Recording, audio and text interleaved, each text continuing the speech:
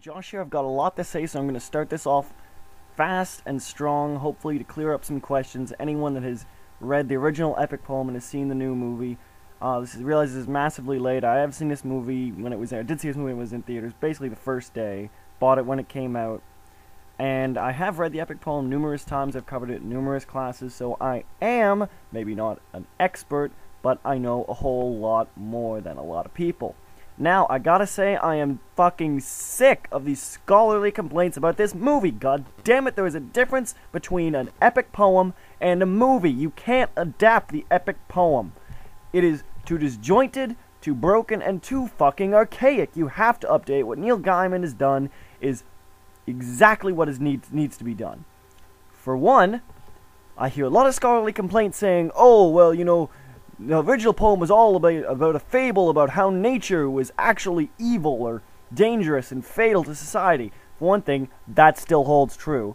And also, the monster is now just reconfigured from not only being nature, but also act as a hubris and vice for the main character. So I personally think that that adds a lot more screen presence to them. Even outside of that, it gives better characterization to, let's face it, mindless monsters that don't do a whole hell of a lot in the book. I use book in the loosest sense, I know it's a poem.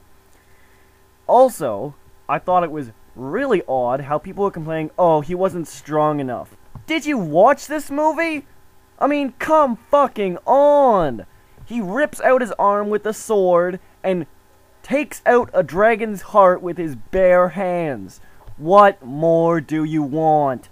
Now, on the same note, a lot of people continually say, oh, well, that entire Grendel scene was one big dick joke. And you know what? Sure, they could have handled that better.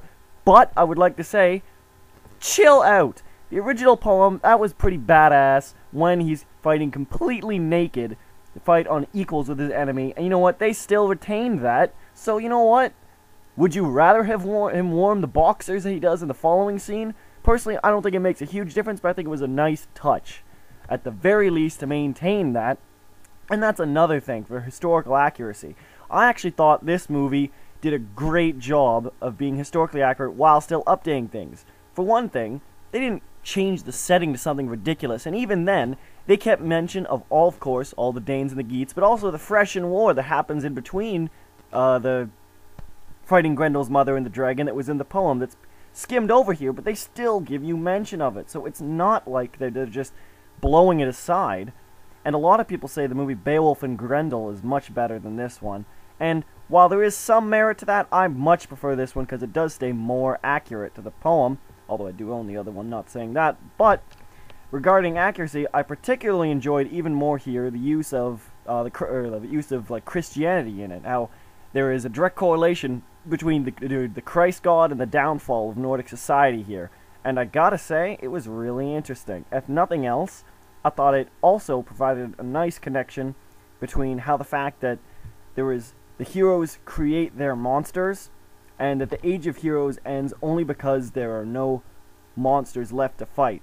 So one of the two need each other, and with the birth of the Christ God coming in, the proliferation, there is no longer this need for this hero, and so all of it must end. I thought it really provided not only a slight historical analysis, but also a moral and logical reason for it to end. Particularly moral because a lot of people complain about this movie being how Beowulf is not perfect, and how this doesn't follow how he is basically a man-god in the poem. Well, frankly, he's pretty much a man-god in this too. I mean, he really doesn't do a whole lot wrong. And also, I gotta say, him not being a man-god makes him an interesting character. As much as it would be pretty freaking awesome for people who have read the poem to watch Beowulf, an immortal warrior, or an invincible warrior, sorry, go around and slay monsters for an hour and a half, 2 hours, it'd be a pretty fucking boring movie after a while. I mean, I don't care how action-packed you are, you gotta have something more beneath the surface. Something. Anything. And as far as I'm concerned, this movie has that something. While they do make the character fallible, I think that works really well because in the poem, you know that Beowulf lies. I mean, he does lie about his crazy encounters with the sea monsters. And though it does not specifically say that, it is an easy leap of logic to make. If he can do these incredible things here, then maybe it was just the story passed down. Since Beowulf is an oral tale, constantly being transformed and transmogrified into something different by each society that needs it, I do not see why there is any complaints as to the changes in this, because frankly, it is just a modern-day oral tale, or visual tale, I suppose, but the same still holds true. The same ideals still hold true. It needs to be a tale that changes. It's a folk tale. Now, all that out of the way, all my little complaints, I will say there are flaws to this movie, as there are all movies. It's not perfect. The characters may be a little too thin, though I did find them endearing. And some of the dialogue is pretty bad. But on the flip side, you do get some immensely satisfying dialogue. Beowulf's speech right before he cuts off Grendel's arm is very rewarding. And as well, I don't remember the exact lines, but near the end of the movie where he says, "The time of heroes is dead, we men are the monsters now. The Christ God has killed it, all that's left is fresh and we're martyrs," is extremely good dialogue that packs a lot of meaning into a very short amount of time. And I think that is what the real key to this movie is. It manages to be very succinct and subtle about all of its intelligence, and so it can be appreciated on a deeper level if you examine it, or it can be appreciated on just a face value level of this is a badass warrior going in and doing this shit. Because, let's face it, that is certainly an aspect of this movie. It's very appealing in that way. Grendel, maybe not the best designed monster, but it is great to watch the fight between him and Beowulf. Beowulf is one of those heroes that you can't help but root for, because he is not necessarily perfect, but definitely one of the better heroes. And I mean that more than he's an old school hero, where these new school heroes, they have a little massive moral quibbles, and it's all in a gray zone. So while Beowulf is imperfect, he's basically always fucking right. And he says, oh, well, you know what, I have this strength to back this up. He does have this strength to back this up. The characters themselves, like I said, not immensely developed, and while the motion capture doesn't really portray a lot of emotion, in comparison to the actors, I do think there were some really great touches there. They aren't nearly as developed as they could have been. But having said that, I don't think they needed to be. I don't think there was necessarily a reason for it. This movie stayed true to the fact that the fighting is what it was all about, and the nature and the allegorical nature of it is still pertained in a different fashion. As far as the action goes, as Spill.com described it, it is very much a roller coaster ride of a movie from beginning to end.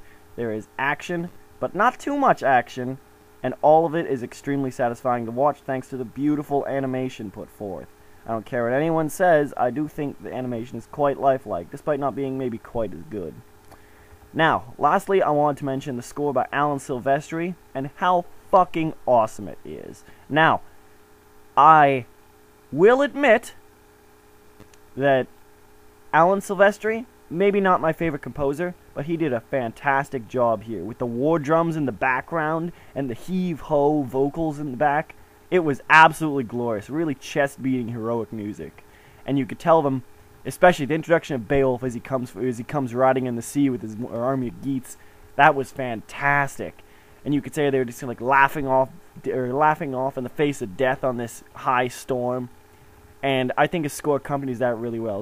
As well, Robin Wright Penn singing "Here Comes Home," and I can't remember the other one, but the songs in the Mead Hall, as well as at the end, I think it's a different singer, but the same song.